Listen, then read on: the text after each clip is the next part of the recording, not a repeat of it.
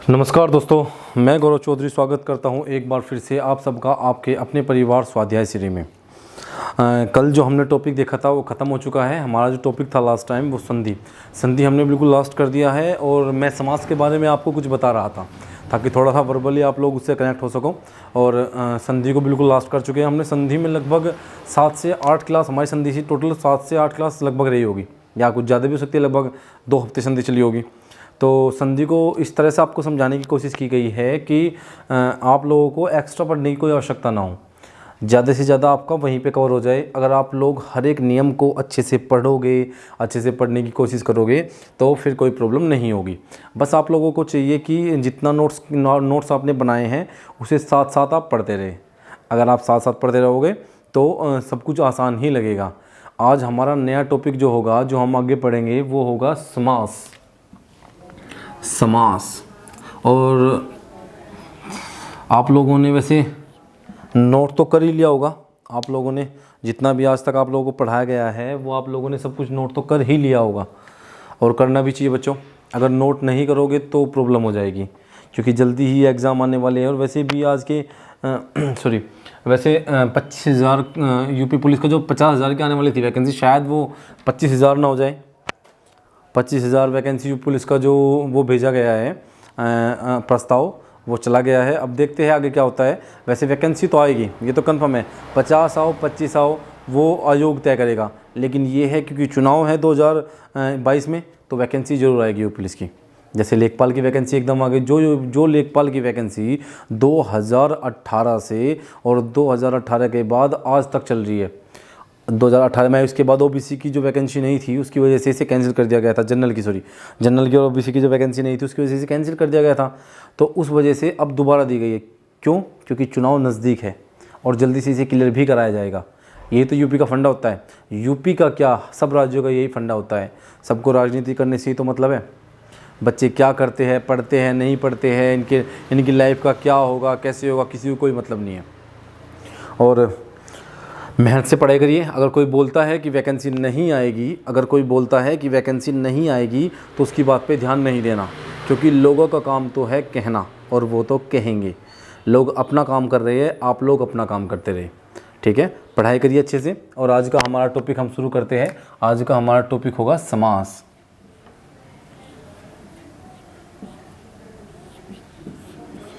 समास क्या होता है? समास का शाब्दिक अर्थ होता है संक्षिप्त में कहना, अर्थात कि अपनी बात को संक्षिप्त में कहना ही समास कहलाता है। समास अर्थात अपनी बात को छोटे रूप में कह देना। जैसे मैं आपको बताऊं, राजकुमार, राजा का कुमार और राजकुमार, दोनों का अर्थ क्या है? दोनों का एक ही अर्थ है, लेकिन एक विस्तृत रूप में कहा गया है और एक संक्षिप्त रूप में कहा गया है। तो ये समास पद है और ये समास विग्रह है। ठीक है। तो समास क्या होता है? समास का शाब्दिक अर्थ होता है संक्षिप्त, अर्थात अपनी बात को संक्षिप्त में कह देना, छोटे रूप में कह देना ही समास कहलाता है। ठीक है, अच्छे से समझ में आया?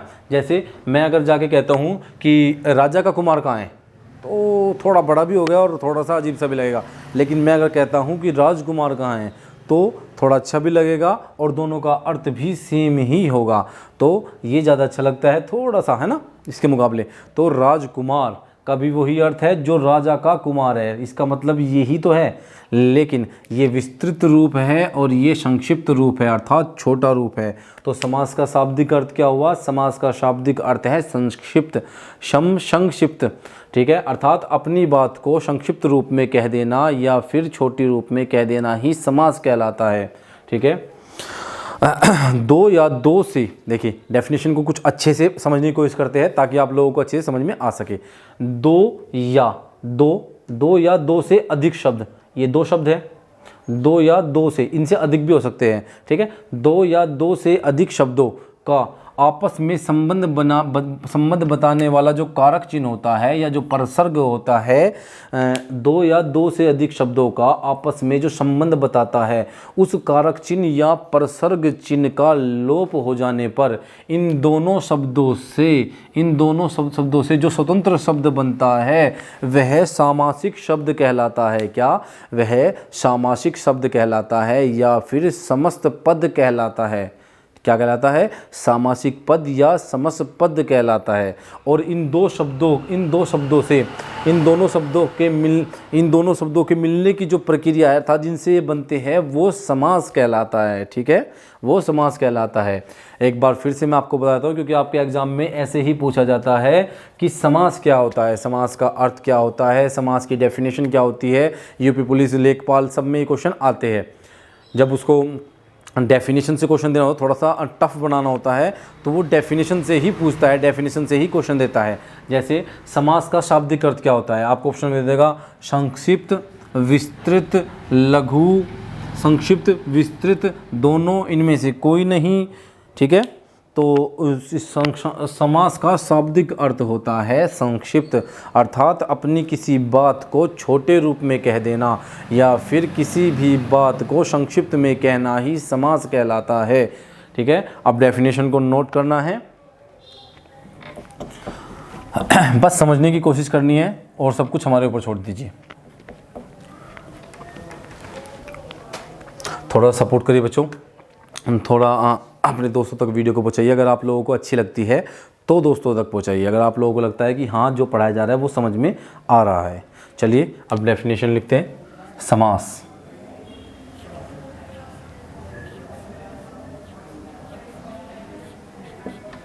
समास, समास का शाब्दिक अर्थ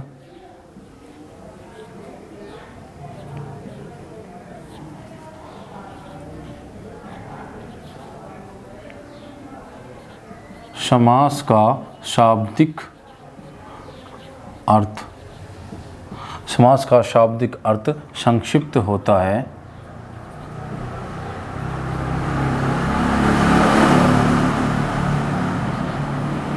समास का शाब्दिक अर्थ संक्षिप्त होता है या समास का शाब्दिक अर्थ संक्षिप्त होता है अर्थात अपनी किसी बात को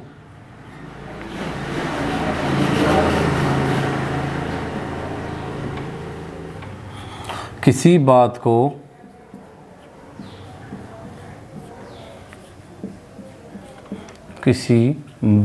को छोटे या लघु या संक्षिप्त रूप में कहना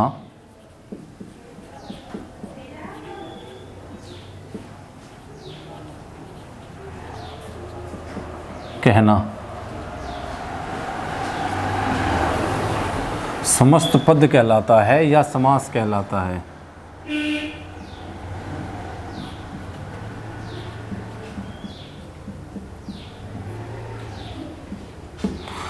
समास का शाब्दिक अर्थ होता है संक्षिप्त। समास का शाब्दिक अर्थ क्या होता है? संक्षिप्त, अर्थात किसी बात को संक्षिप्त रूप में कहना ही समास कहलाता है। ठीक है, दो या दो से अधिक, दो या दो से अधिक, दो या दो से अधिक शब्दों के बीच, दो या दो से अधिक शब्दों के बीच संबंध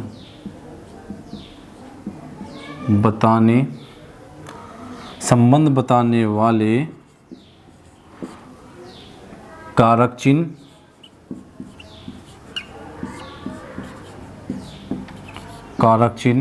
परसर्ग चिन्ह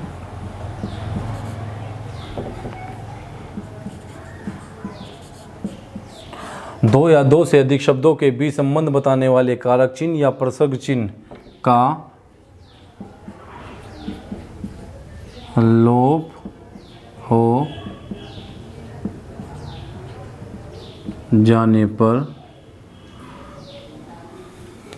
दो या दो या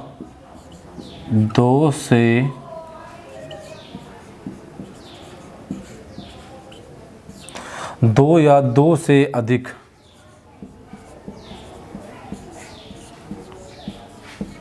शब्दों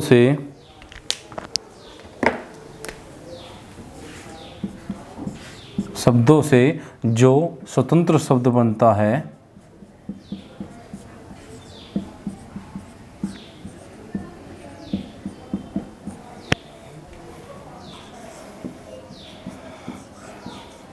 सामासिक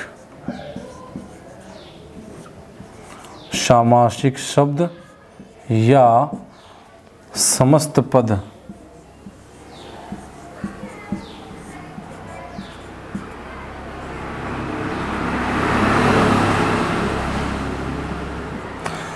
कहलाता है। ठीक है, जैसे आप लोगों को संधि पढ़ाई गई है बिल्कुल बेस्ट करके, उसी तरह मैं चाहता हूँ कि समास को भी ऐसे ही पढ़ाया जाए। एक एक चीज़ को बहुत आराम से आपको पढ़ाने की कोशिश की जाएगी ताकि आप लोगों की समझ में ज़्यादा से ज़्यादा आ सके। बस आप लोगों का इतना ही काम है कि आप लोगों को नोट करना है और समझने की कोशिश करनी है। कुछ भी प्रॉब्लम हो तो आप लोग बता सकते हो।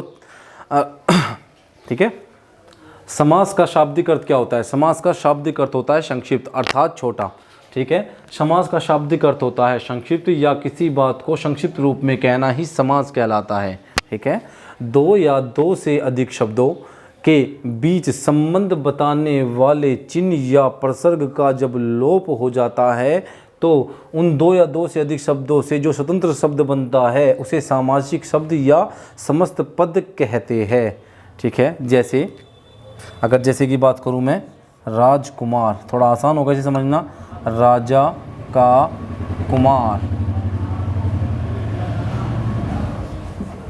राजा का कुमार। देखिए ये समास विग्रह है। समास के नियमों से बने शब्द को वापस उसके विस्तृत रूप में ला देना समास विग्रह कहलाता है। ठीक है, राजा का कुमार अर्थात राजकुमार, ये है समास विग्रह है, समास विग्रह।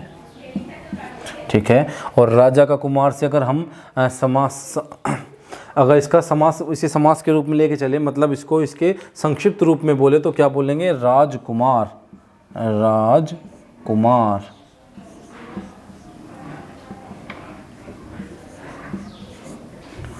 राजकुमार अर्थात यहाँ पे जो प्रसर्ग या कारक चिन्ह था जो दो शब्दों के बीच परस्पर संबंध को दर्शा रहा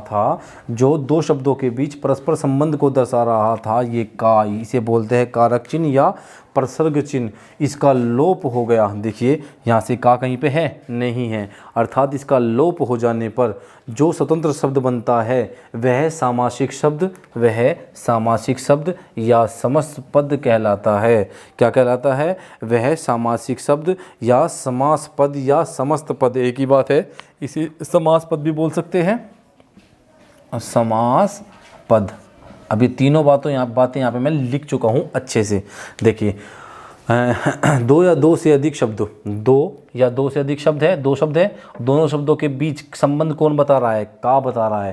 का क्या है? कारक चिन्ह या प्रसर्ग चिन्ह। जब इसका लोप हो गया तो इससे एक नया स्वतंत्र शब्द बना जिसका अर्थ भी वही है जो इसका था, लेकिन ये विस्तृत रूप था, ये संक्षिप्त रूप होगा। तो राजकुमार जो चीज़ें समास पद या समस्त पद या सामासिक शब्द कहते हैं, इसे ही राजकुमार ये जो बना है इसको ही बोलेंगे समस्त पद, समास पद या सामासिक शब्द बोलेंगे। ठीक है बच्चों, अच्छे समझ में आया होगा और आपने इसे नोट भी कर लिया होगा। क्या इसे नोट भी आपने कर लिया होगा? मैं इसे रब कर रहा हूं।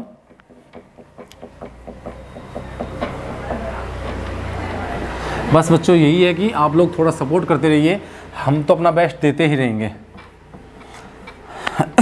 कोशिश यही की जाएगी कि जितना भी आपको पढ़ाया जाएगा वो बेस्ट होगा और आपके एग्ज़ाम में इससे बाहर कुछ नहीं जाएगा।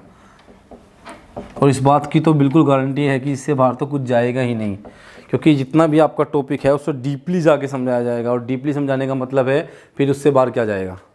आप टॉपिक से बाहर तो वो पूछेगा नहीं कुछ, जो उसने टॉपिक दिए हुए है, जो आपका सिलेबस है, सिलेबस से बाहर तो कुछ पूछेगा नहीं ना। चलिए अब देखते हैं, एक एग्जाम्पल और देखते हैं। जिसे राजकुमार था, मैं लिख देता हूँ फिर से, राजा का कुमार।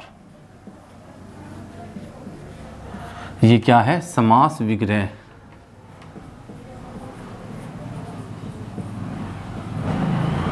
समास विग्रह। और राजकुमार, राजकुमार, राजकुमार क्या है? राजकुमार क्या है? समास पद। मैं एक बात को कई कई बार इसलिए दोहराता हूँ बच्चों, मैं कई कई बार एक बात को इसलिए दोहराता हूँ क्या, ताकि आप लोगों की अच्छे से समझ में आ सके। जितना मैं यहाँ पे लिखाता हूँ आपको, अगर लाइटिंग की प्रॉब्लम की वजह से थोड़ा बहुत आपको कहीं पे कुछ दिखाई नहीं देता तो उसके लिए सॉरी, लेकिन फिर भी मैं उसी बात को कितनी बार बोलता हूँ, आप अपनी कॉपी में नोट कर सकते हो और अच्छे से बार बार देख भी सकते हो। इसलिए मैं किसी भी चीज़ को कई बार लिखता हूँ और कई बार बताता हूँ। मैं नहीं चाहता कि जो बच्चा यहाँ से पढ़ रहा है उसे कुछ भी प्रॉब्लम हो। और बात ये नहीं है, बात ये है कि मैं चाहता हूँ कि पढ़ने वाले जितने बच्चे हैं वो सब जुड़े और अच्छे से पढ़े। किसी को कुछ भी प्रॉब्लम है तो बता सकते हैं, ठीक है। तो अब देखिए राजकुमार, मैंने अभी अभी एग्जाम्पल दिया था, ये इससे अलग एक एग्जाम्पल और दूंगा ताकि आप लोगों की समझ में आ सके। राजकुमार, राजकुमार क्या है? ये समास विग्रह है। देखिए समास के नियमों से जो शब्द बनता है उसे समास पद या सामासिक पद या समस्त पद कहते हैं, ठीक है। और इस समास के नियमों से बने शब्द को वापस उसके विस्तृत रूप में तोड़ना क्या कहलाता है? समास विग्रह कहलाता है, ठीक है। आपसे एग्जाम में पूछा जाएगा कि समास के नियमों से बने शब्द को वापस उसके मूल रूप में लाना क्या कहलाता है? कहलाता है समास विग्रह कहलाता है। क्या कहलाया? समास विग्रह। ये मूल रूप है और ये इससे बना हुआ है, ताकि क्योंकि देखिए दो शब्द थे और दोनों शब्दों के बीच संबंध बता रहा था का, जिसे कारक चिन्ह या प्रसर्ग चिन्ह कहते हैं। क्या कहते हैं? कारक चिन्ह या प्रसर्ग चिन्ह कहते हैं। और जब इसका लोप कर देते हैं तो लोप होने पर दो शब्दों के संयोग से जो एक नया स्वतंत्र शब्द बनता है वो समास पद कहलाता है, अर्थात समास के नियमों से बना हुआ शब्द समास पद कहलाता है या सामासिक शब्द कहलाता है, ठीक है। एक एग्जांपल और देखते हैं, एक एग्जांपल और देख लेते हैं। एग्जांपल होगा ज्ञान सागर। ज्ञान का सागर, ये क्या? समास विग्रह है।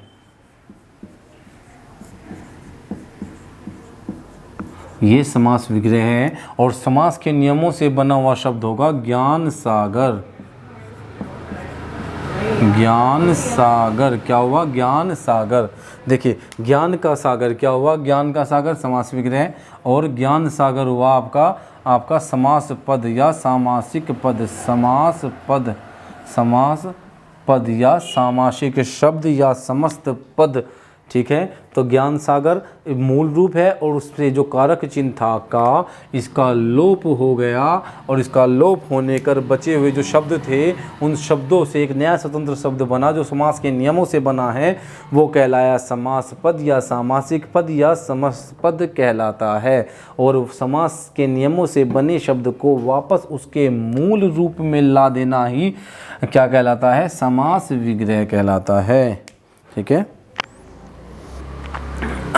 ये आपने नोट कर लिया होगा और मैंने एक बात को समझाने के लिए आपको कई बार बताया है, ठीक है। दो एग्जाम्पल मैंने आपको दिए हैं और बहुत अच्छे से मैंने इसे डिफाइन करने की कोशिश की है। एक बात को मैंने कई बार इसलिए दोहराया है कि आप लोगों की समझ में आ सके। मेरा एक ही मोटिव है कि जितना आपको मैं यहाँ पे पढ़ाता हूँ वो आपकी समझ में आए, चाहे मुझे उसे 50 बार बताना पड़े, ठीक है। तो अब देखिए समास के प्रकार।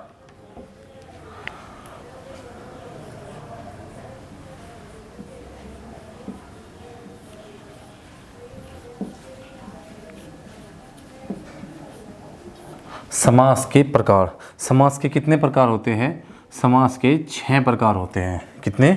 6। समास के 6 प्रकार होते हैं। नोट करिए। नंबर 1 अवयवी भाव समास।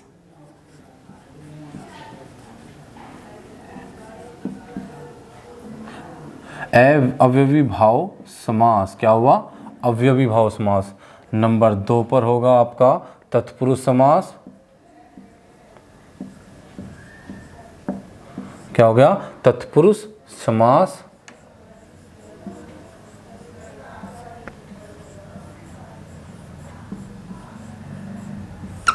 अव्ययीभाव समास, तत्पुरुष समास।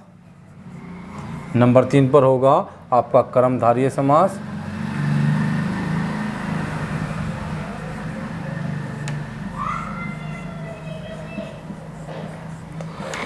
अव्ययभाव समास, तत्पुरुष समास, कर्मधारय समास। नंबर 4 पर होगा आपका द्विगु समास, द्विगु समास।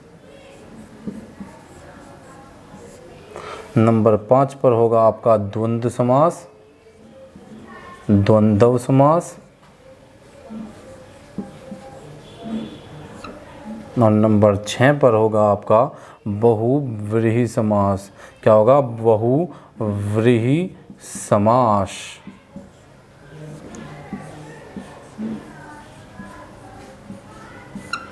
क्या होगा?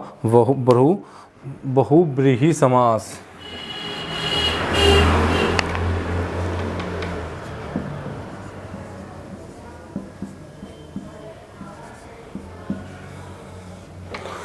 क्या हुआ? बहुव्रीहि समास। ठीक है, देखिए समास के कितने प्रकार होते हैं, समास की डेफिनेशन, समास का अर्थ, समास विग्रह, समास पद या समस्त पद या सामासिक शब्द को मैंने आपको अच्छे से डिफाइन किया है।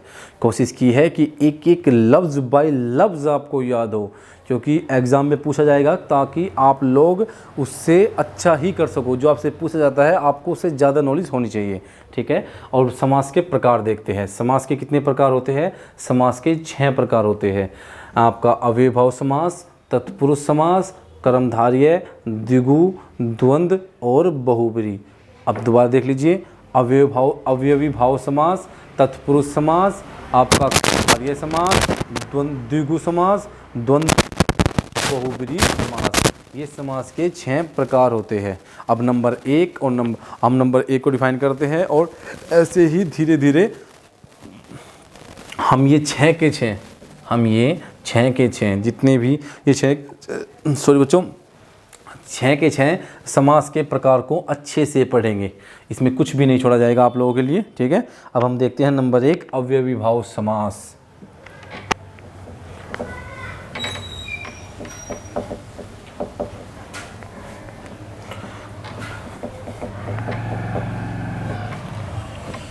समास के 6 प्रकार होते हैं, जिसमें नंबर 1 पर हम देखते हैं, क्या देखते हैं? अव्ययी भाव समास। क्या देखते हैं? नंबर 1 पर डालिए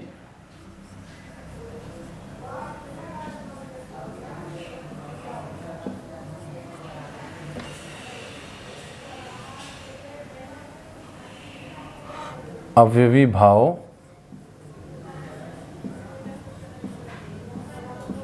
समास। ठीक है, जिसके नाम से ही पता लग रहा है, जो अव्यय नहीं हो सकता, अर्थात जो लिंग वचन कारक के अनुसार नहीं बदल सकता, जो लिंग पर जिस पर लिंग का कोई प्रभाव नहीं पड़ता, उसे बोलते हैं अव्ययभाव समास।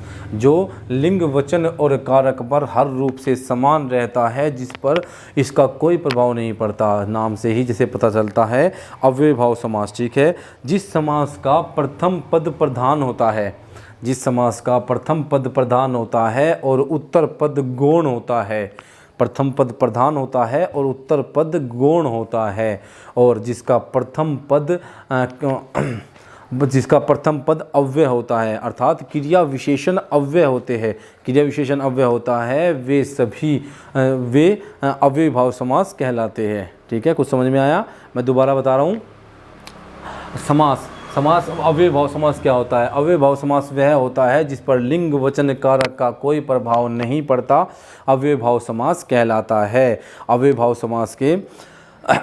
समास में प्रथम पद प्रमुख होता है, प्रथम पद प्रमुख और मुख्य होता है, अर्थात अव्ययी भाव समास में प्रथम पद प्रधान होता है और अंतिम उत्तर पद गौण होता है। क्या होता है? गौण होता है। चुप होता है, प्रथम पद प्रधान होता है और उत्तर पद गौण होता है। अव्ययी भाव समास में प्रथम पद प्रधान और उत्तर पद गौण होता है। ठीक है, और जिस समास का प्रथम पद अव्यय हो, अर्थात प्रथम पद प्रधान भी होगा और प्रथम पद ही अव्यय होगा, और प्रथम पद में लिंग वचन कारक का कोई प्रभाव नहीं पड़ता, वह अव्ययी भाव समास के अंतर्गत आता है। जितने भी क्रिया विशेषण अव्यय होते हैं,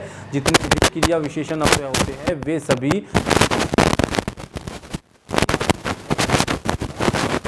अंतर्गत आती है। इसकी कुछ पहचान भी है, जिसमें आ भर प्रति यथा, आ भर प्रति यथा, ठीक है, अनु, हर, ये शब्द आते हैं जिनमें पहले शब्द आ भर प्रति अनु हर ये शब्द आते हैं, या फिर बार बार, जैसे रातों रात, हाथों हाथ, दिनों दिन, ये शब्द आते हैं। ये सभी शब्द जिनमें ये आते हैं अव्ययभाव समास के अंतर्गत आते हैं। डेफिनेशन लिखिए कि अव्ययभाव समास का प्रथम पद गौण होता है। आपसे एग्जाम में पूछा जाता है, जितना भी यहाँ पे मैं बोलता हूँ या मैं लिखाता हूँ, उससे वो आपको अच्छे से नोट करना है। ये बात ध्यान रखिए, क्योंकि जितना भी मैं आपको यहाँ पे लिखाता हूँ या फिर मैं ऐसे ही वर्बली बोल देता हूँ, वो कुछ भी वेस्ट नहीं है। कुछ भी ये मत सोचिए कि एम ही चल रहा है, कुछ भी बोल रहा है, ऐसा कुछ नहीं है। वो सब कुछ आपके पेपर में पूछा जाता है। आपके पेपर में यहाँ तक भी पूछा जाता है कि वह कौन सा समास है जिसका प्रथम पद प्रमुख होता है और उत्तर पद गौण होता है, या फिर यही पूछ लेगा कि प्रथम पद प्रमुख होता है। ठीक है, तब लिखिए अव्ययभाव समास का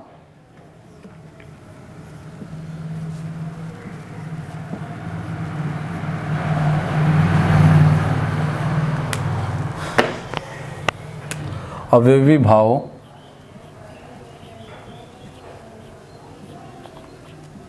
समास का प्रथम पद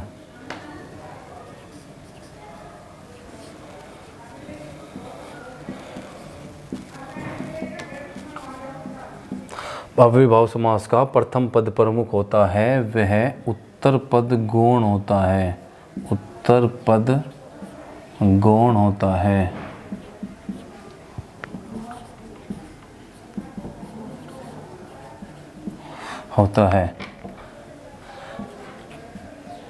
क्रिया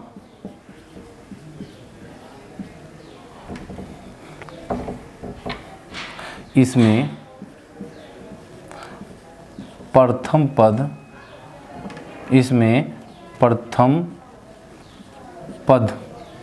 अव्यय होता है।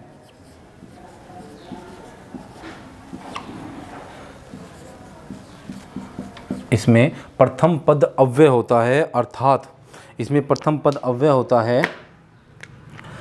इसमें प्रथम पद अव्यय होता है,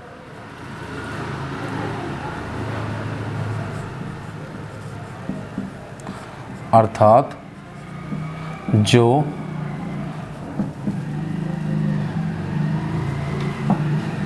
लिंग, वचन व कारक के अनुसार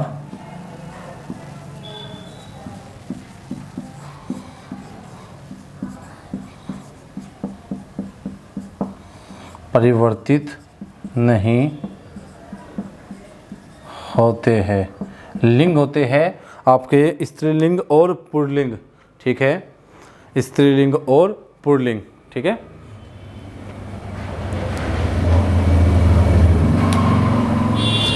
जैसे राधा कल जाएगी, राम कल जाएगा। राधा कल आएगी और राम कल आएगा। राधा स्त्रीलिंग और आपका राम पुल्लिंग। लेकिन जो आज है वो कालवाचक क्रिया विशेषण अव्यय है, और यह अव्यय है लेकिन लिंग का इस पर कोई प्रभाव नहीं पड़ रहा है, ठीक है। लिंग चाहे स्त्रीलिंग हो या पुल्लिंग, दोनों में समान है, ठीक है। यह अव्यय अच्छा जो लिंग वचन कारक के अनुसार परिवर्तित नहीं होता है, ठीक है।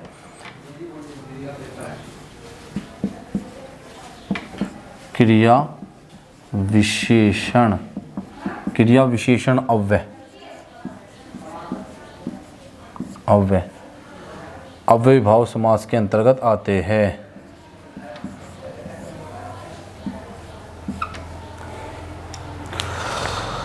बच्चों आज के लिए हम इतने रखते हैं। ये डेफिनेशन मैं आपको लिखा चुका हूँ और कल मैं ये डेफिनेशन दोबारा से लिखवा दूंगा, कोई दिक्कत नहीं है। आज के लिए इतना ही रखेंगे और कल इससे आगे हम पढ़ने की कोशिश करेंगे, अच्छे से पढ़ेंगे, अच्छे से आपको डिफाइन किया जाएगा।